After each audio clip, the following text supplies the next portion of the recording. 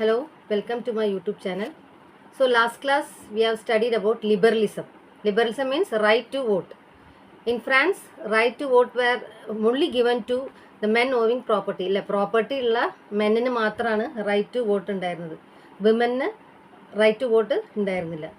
ഇന്ന് നമ്മൾ നോക്കാൻ പോകുന്ന ടോപ്പിക്ക് കൺസർവേറ്റിസം ആഫ്റ്റർ 1815. സോ ഈ ടോപ്പിക്കിൽ ഇതിൽ പറയുന്നത് എന്താ വെച്ചാൽ after the defeat of Napoleon in 1850 Europeans followed the system conservatism അവർ ഫോളോ ചെയ്തത് നെപ്പോളിയൻ്റെ ഡിഫീറ്റിന് ശേഷം 1815 ശേഷം. അപ്പോൾ വാട്ട് ഈസ് കൺസർവേറ്റിസം എന്ന് പറഞ്ഞാൽ it is a political and philosophical thought that is giving important to traditional ഇൻസ്റ്റിറ്റ്യൂഷൻസിനാണ് അവർ ഇമ്പോർട്ടൻസ് കൊടുത്തിരുന്നത്.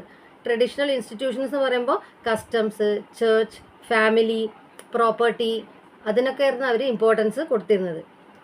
അതാണ് കൺസർവേറ്റിസം എന്ന് പറയുന്നത്. So it is a political and philosophical thought that is giving importance to tradition means that is the institutions like established institutions എന്ന് പറയുന്നത്. Established ആയ institutions like church, family, customs, values, social hierarchy, property, അതിനൊക്കെയാണ് അവർ conservatist importance കൊടുത്തിരുന്നത്.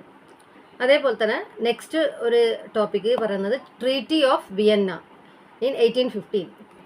Treaty of Vienna in 1815. After the defeat of നെപ്പോളിയൻ്റെ ഡിഫീറ്റിന് ശേഷം European powers ആയിരുന്ന ബ്രിട്ടൻ, റഷ്യ, പ്രഷ്യ, ഓസ്ട്രിയ, ഈ 4 രാജ്യങ്ങളും they drew up a treaty called treaty of Vienna.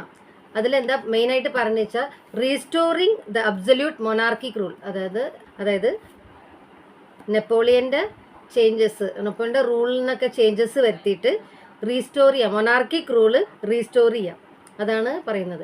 അപ്പോൾ അതനുസരിച്ച് എന്താണ് നെപ്പോളിയൻ ഇമ്പോർട്ടൻസ് കൊടുക്കാത്ത രാജ്യങ്ങൾക്കൊക്കെ അവർ, അതായത് പവർ കൊടുക്കാത്ത രാജ്യങ്ങൾക്കൊക്കെ അവർ പവർ കൊടുത്തു.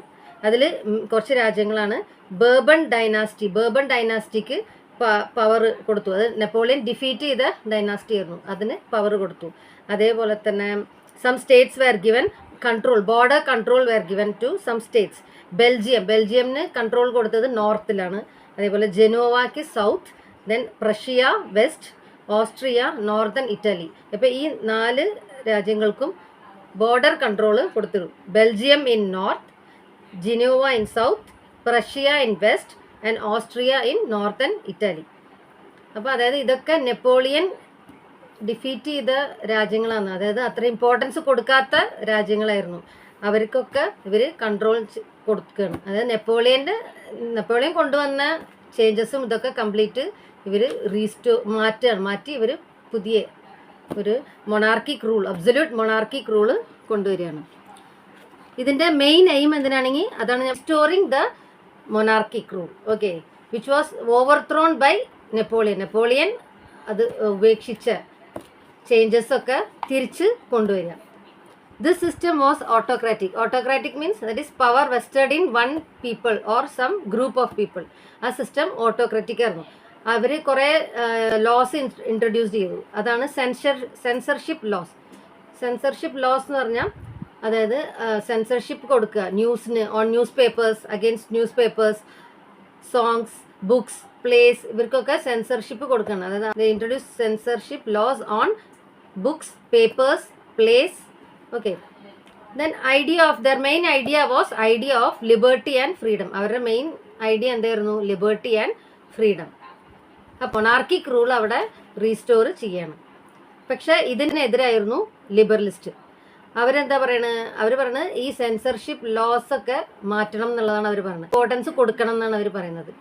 ഇവർ സെൻസർഷിപ്പാണ് ലോസാണ് ഇൻട്രൊഡ്യൂസ് ചെയ്തത്. പക്ഷേ ഇവർ പറഞ്ഞത് സെൻസർഷിപ്പ് ലോസ് മാറ്റിയിട്ട് പ്രസ്സിന് ഇമ്പോർട്ടൻസ് കൊടുക്കണം എന്നാണ് പറയുന്നത്. Freedom to press.